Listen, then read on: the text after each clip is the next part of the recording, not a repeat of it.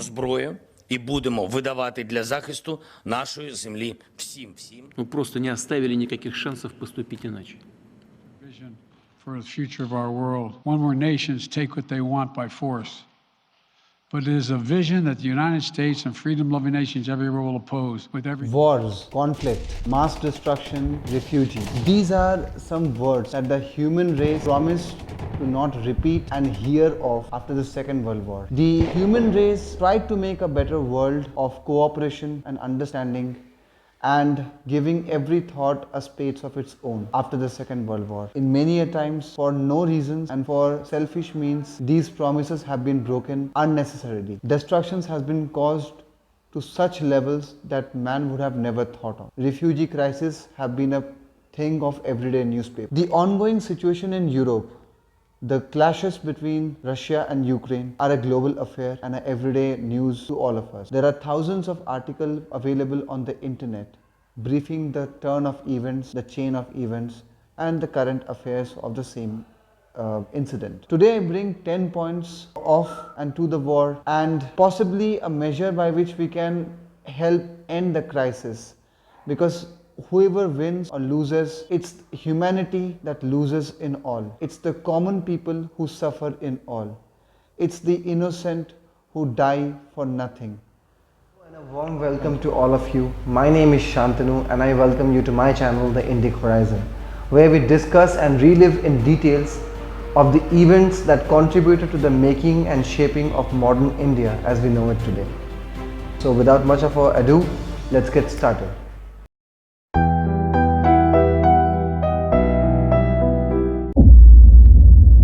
Number one, this war between Ukraine and Russia is a result of clashing political interest and selfish ego between Russia, Ukraine and NATO. This is a war that could have been very well avoided by a diplomatic measure and peaceful means, but instead allowed to be escalated intentionally for a mere show of brute strength, causing destruction to thousands of people and loss of innocent lives.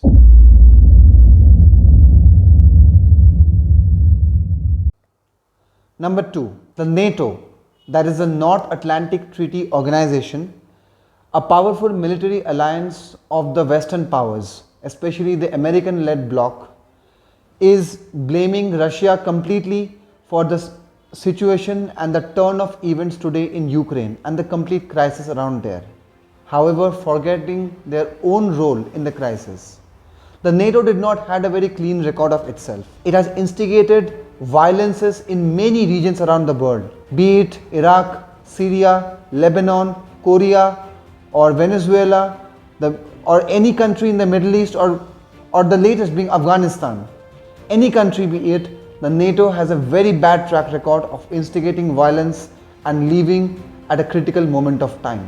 In this case as well, since the breakup of Soviet Union in 1990s, the Western powers, especially Americans, the British, the French, the Germans, or be it any Western power bloc, they have shown little or no respect for Russia's territorial security.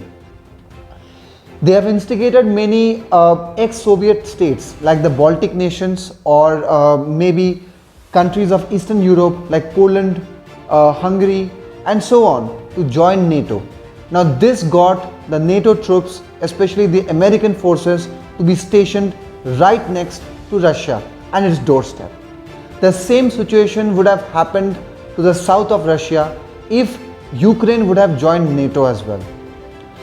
In this manner, Russia would have been surrounded in all sides by the NATO forces, to the west or to the south via Ukraine. Now such a position would definitely or is definitely a trouble for Russia, because the NATO consists of three main nuclear power countries, the US, UK and France. Three nuclear power nations surrounding a country from all sides, especially the one that consider it as an enemy, is a major threat to any country be it.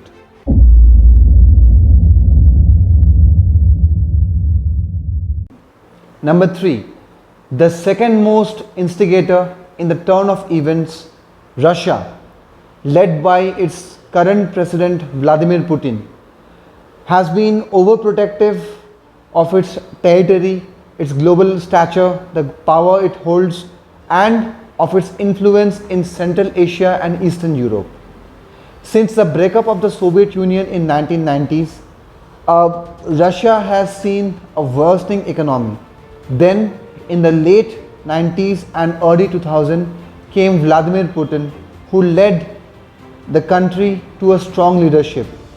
Being an ex-KGB agent, he first made a major place in Russian politics by declaring war on Chechnya and properly annexing it to the Russian territory.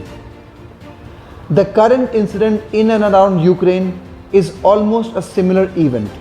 In 2014, President Putin annexed a part of Ukraine, that is Crimea, and made it a fully fledged part of Russia. In the context that Ukraine being committing war crimes on Crimeans because they have been pro-Russians for a long time. Taking advantage of the similar situation and a very poor Ukrainian leadership, Russia, after an initial failed talks and negotiation, led a brutal show of strength and a naked aggression into Ukraine, causing havoc destruction since 24th of February 2022, which is ongoing till date.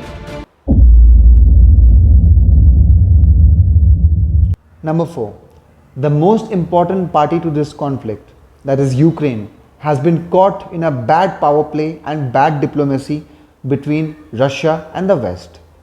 Since its independence in the year 1990s from the Soviet Union, Ukraine initially practiced a policy of non-alignment to either of the bloc and played a balancing act between both the blocs. Although the country sits on a big stock of natural resources and also inherited premium military technology from the Soviet Union, it could not do much with it because of blatant corruption and abuse of power. Resulting of which, in 2014, the then president of Ukraine, Viktor Yanukovych, lost a part of the country, that is Crimea, to Russians after a short war. Earlier than that, in the year 2008, Ukraine applied for NATO membership.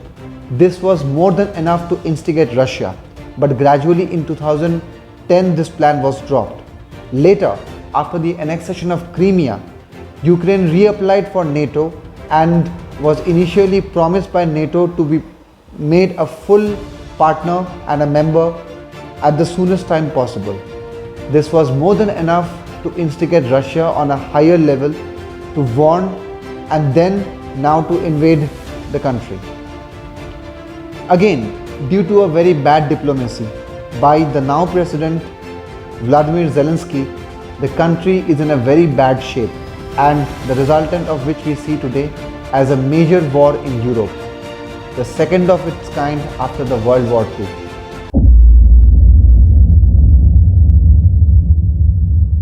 Number 5. The situation could have been very well managed and handled before the war broke out on 24th of February 2022. The last time when President Joe Biden and President Putin met in Switzerland in 2021 in the month of June, a proper solution even then could not be reached. The United States, instead of reaching to a proper solution with Russia over Ukraine, slapped it with more sanctions and sanctions. This was completely breaking the Russian economy, which was already in a state of turmoil. President Zelensky of Ukraine also had a bad diplomatic approach to balance the relation between both the countries. This led to an eventual warming up of a tense situation between Ukraine and Russia. With the call of President Zelensky to join NATO as quick as possible, the instigation was more than enough for Russia to start a war. Now, Russia lost the momentum of peace when, on the 21st of February 2022, it attacked the Donbas region of eastern Ukraine, primarily the regions of Luhansk and Donetsk, in the context of relieving it from the Ukrainian genocide carried out on the pro-Russian people right in those territories. Russia violated the Minsk agreement eventually by claiming attacks on these territories, but it was Mr. Putin's way of securing his country's territorial integrity.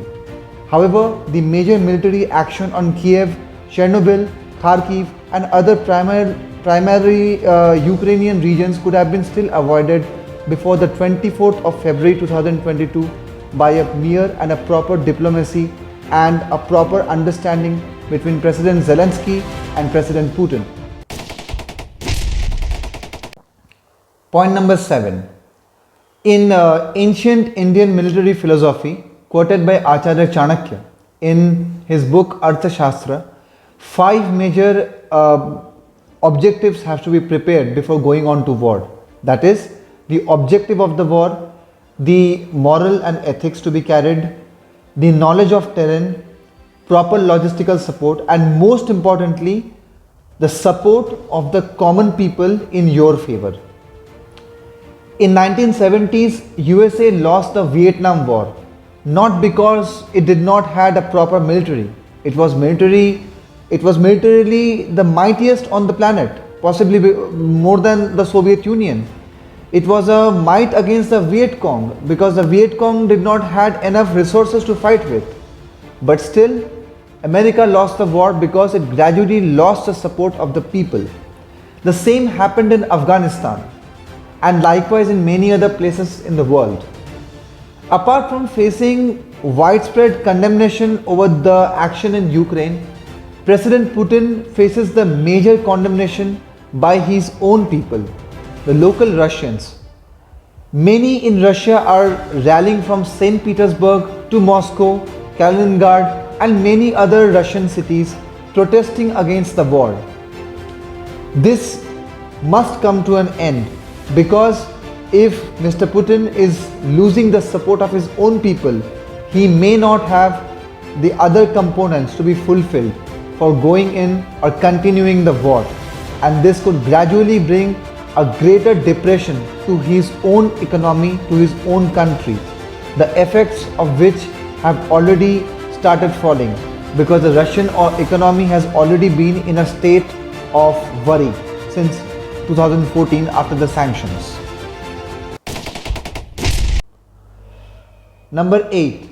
The war between Ukraine and Russia is completely and very highly unusual because these two nations are like a single soul with two different names. Russians and Ukrainians have been brotherly or brothers in arms for centuries, even before the formation of the Russian Empire. In many contexts, it is being notified that the origin of the Russian culture and the Russian civilization, if I may say so, originated from the heartlands of Ukraine. Such was the major connection. During the Soviet times, the Ukrainians and Russians fought as brother in arms against Nazi Germany. These two nations have been, like as I mentioned, like one soul with two different names. It is very unlikely that apart from being of the same race, that is a Slavic race, and sharing almost the same culture, the same language, the same ethnicity, the same food, and almost everything the same. It is like kind of India and Pakistan, like one soul but two names divided by political interest. The war between these two nations is highly unusual because it affects people on both sides. Thousands and thousands of Ukrainians live in Russia and vice versa. Number 9. The only way forward to this conflict is via a proper diplomatic channel and peaceful negotiations. Russia, the West and Ukraine must understand and accommodate each other's security concern. Just like Russia must stop the aggression in Ukraine and cease all its military operations there, Ukraine must also adhere to Russia's concerns, the territorial security, and the West must not try to interfere between the process in these two nations. Also, it must guarantee that NATO must not approach or NATO must not encircle or harm Russia's territorial integrity and shall respect it. Conflict of interest are bound to happen, but they should not be allowed to empower diplomacy and peace by any chance. Because in the 21st century, where today we live in a world full of nuclear armaments, any child's play can lead to a catastrophe unthinkable of the human civilization. If you like the content of the video, please share it with your friends and family and subscribe to my channel, The Indic Horizon. I look forward to meet you soon in the next video. Until then, pray for peace. Jai Hind, Jai Bharat.